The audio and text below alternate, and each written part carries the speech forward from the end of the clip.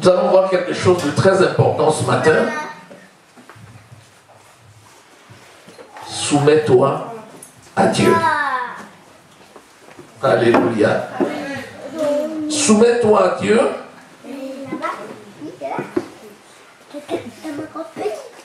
Pourquoi faut-il se soumettre à Dieu? Parce que d'abord, Dieu est Dieu. De génération en génération, il est Dieu.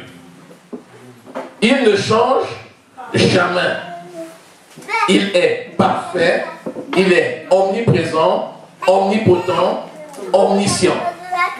Il sait tout, il peut tout, il est partout. Il est fidèle, il ne se trompe jamais. Il est donc digne d'adoration, mais il est aussi digne d'être imité parce qu'il est le Dieu Tout-Puissant. Amen. Disons Jacques au chapitre 4 à partir du verset 5.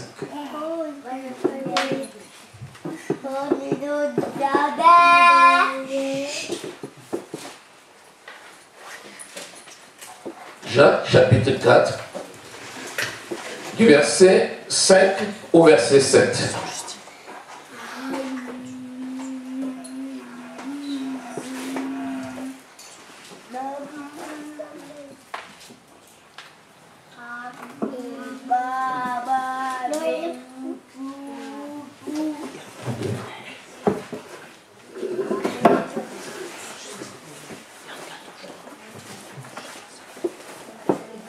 Jacques. Non, disait 1 Corinthiens. Prenons 1 Corinthiens au chapitre 11. 1 Corinthiens au chapitre 11.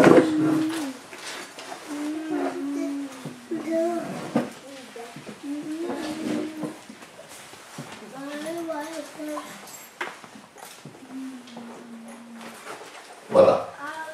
1 Corinthiens chapitre 11. Disons le verset 3.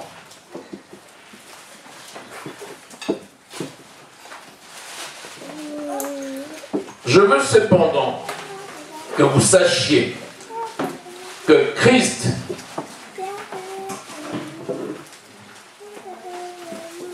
est le chef de tout temps.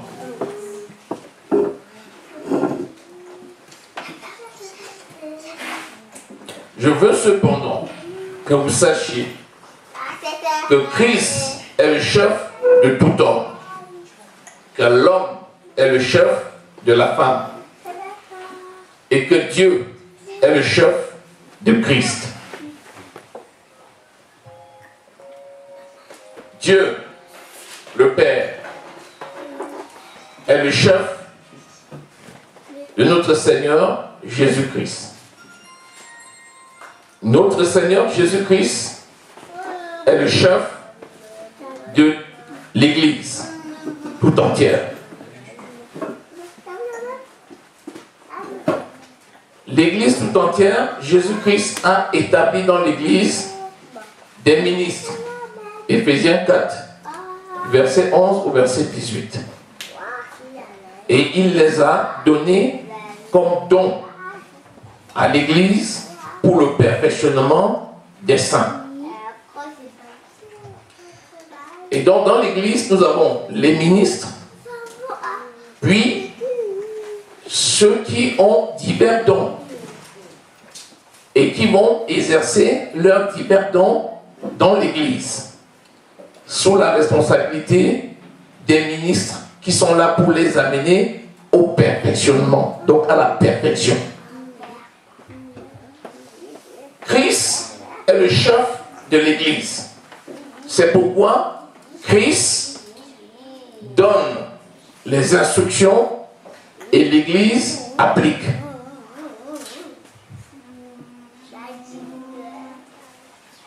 Comme l'homme est le chef de sa femme, comme le père est le chef de la famille, comme les parents sont les responsables des enfants. Donc nous voyons que ce soit sur le plan spirituel ou sur le plan charnel, Dieu a organisé la société de façon stratifiée, de manière à ce qu'il y en ait qui soient au-dessus des autres. Pour faire quoi? Essentiellement pour perfectionner. Donc le but de cette organisation, c'est parce que la volonté de Dieu, c'est que celui qui possède tienne la main de celui qui ne possède pas ou qui possède moins pour l'amener à la possession. Donc le chef n'est pas donc celui qui est là pour dominer, mais le chef est celui qui est là pour élever. Donc, être soumis à Dieu, c'est parce que Dieu a la capacité de t'élever. Tu n'es pas soumis à Dieu parce que Dieu te domine. De même dans l'église, les enfants sont soumis au pasteur parce que le pasteur est là pour les élever. Le pasteur n'est pas là pour les dominer. Puisque les enfants de Dieu ont reçu l'onction de domination. Ils dominent sur qui? Sur le diable. Les enfants de Dieu dominent sur le diable. Les enfants de Dieu dominent sur le diable. Je le dis encore. La domination que les enfants de Dieu ont reçue, c'est par rapport au malin. Nous dominons sur le mal. Nous dominons sur le diable. Nous dominons sur ses agents. Mais par contre, ceux qui sont sous notre autorité, nous sommes soumis. Donc, on n'est pas soumis pour être écrasé.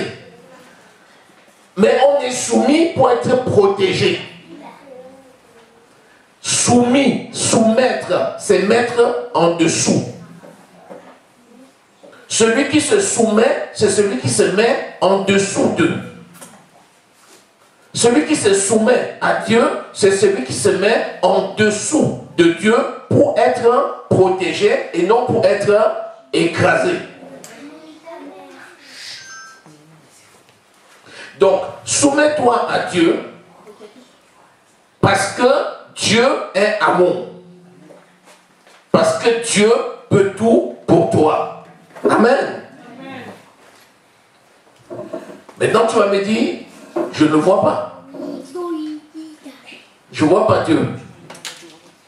Mais justement, parce que tu ne le vois pas, il a envoyé ses représentants. Et ces représentants, ce sont ses ministres. En sorte que celui qui se soumet au ministre de Jésus se soumet à Jésus lui-même. Et celui qui se soumet à Jésus se soumet à son Père. Alléluia. Donc, Dieu est le chef de Christ. Christ est le chef de l'Église. Dans l'Église, il y a les ministres. Les ministres sont les chefs des brebis. Et chacun, selon son appel et selon sa connaissance, est là comme chef. Les autres lui sont soumis. Non point pour être dominé, mais pour être élevé. Alléluia. Donc voilà la stratification. Quand on est soumis à quelqu'un, qu'est-ce qu'on fait? On limite. Puisque quand on est soumis à quelqu'un, c'est parce que cette personne est là pour t'élever. Et la seule façon pour toi d'être élevé par cette personne, c'est que tu deviennes imitateur. Donc, devenons des imitateurs de Christ. Alléluia. Imiter quelqu'un n'est pas une mauvaise chose. Copier quelqu'un, c'est une bonne chose. Si ce que tu copies est plutôt bonne, c'est ce qu'il faut faire. Parce que comment peux-tu connaître si tu ne copies pas, si tu n'imites pas? Dieu dit à Abraham, regarde les étoiles du ciel. Quand il regarde, il dit, est-ce que tu peux les compter? Il dit non. Il dit, quelle sera ta postérité? Ta postérité sera les étoiles du ciel.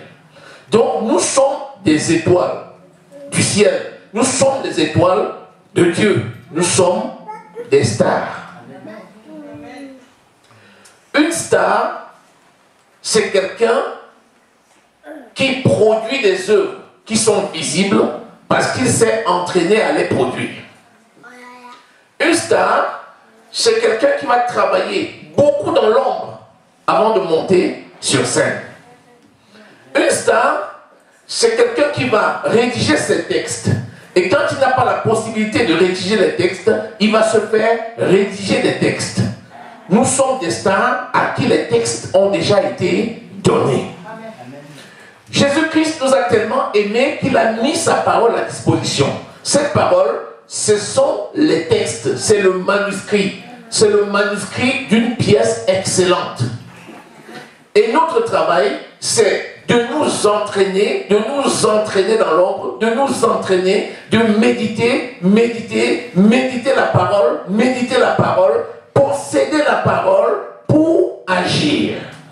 Josué 1:8. Que cette parole ne s'éloigne point de ta bouche, médite-la jour et nuit pour agir fidèlement selon tout ce qui y est écrit, et c'est alors que tu auras du succès dans tout ce que tu entreprendras, c'est alors que tu réussiras. Donc, la star, c'est celle qui prend le texte, qui lit le texte, qui la comprend, qui la relit, qui la relit, qui la relit, qui la récite, et qui s'exerce à reproduire le texte. Dès qu'il reproduit le texte, il passe à l'acte. Il fait sur scène les actions qui traduisent ce qu'il a intégré. Oh, c'est ça que nous sommes. Nous méditons la parole jour et nuit. Nous méditons la parole jour et nuit. Nous méditons la parole jour et nuit. Et ensuite, lorsque nous avons ingurgité la parole et on l'a digérée, nous commençons maintenant à agir fidèlement selon tout ce que nous avons ingurgité et digéré. C'est comme ça que nous nous soumettons à Dieu, parce que Dieu nous a donné la parole de Dieu. Cette parole de Dieu a été donnée pour être mise en pratique. Disons Amen. Amen. Si quelqu'un vient te prendre un matin et te dit, viens, monte sur scène là, au Zénith, fais une représentation. Je pense que tu vas refuser d'emblée. Tu vas lui dire, mais attends, n'exagère pas, moi je ne me suis pas entraîné. Je ne sais même pas le texte de quoi tu me parles. En plus à l'Olympia, en plus au Zénith. Il ne faut pas déconner, ça va passer sur toutes les ondes. Qu'est-ce qu'on va dire? Qu'est-ce qu'il aurait fallu faire? Il aurait fallu que ce metteur en scène là te prenne d'abord, te donne le manuscrit, te laisse le temps de le lire avec toi pour t'expliquer les points où tu n'aurais pas eu de la compréhension. Ensuite, seulement te dit, maintenant, apprends par cœur, apprends par cœur. Apprends par cœur ce manuscrit. Parce que quand tu seras seul sur scène, il ne faut pas que tu aies des vides. Et tu vas bosser ça par cœur. Et tu vas compter sur qui? Sur le souffleur. Le souffleur qui est derrière la scène, c'est qui? C'est le Saint-Esprit. Et le Saint-Esprit qui est là, il va te communiquer ce que tu vas dire. Quand tu vas posséder maintenant, tu montes sur scène. Dans les ovations. Mais tu es confiant parce que tu sais que j'ai potassé mon texte, mais que mon souffleur est là. Il me dit ce que je dois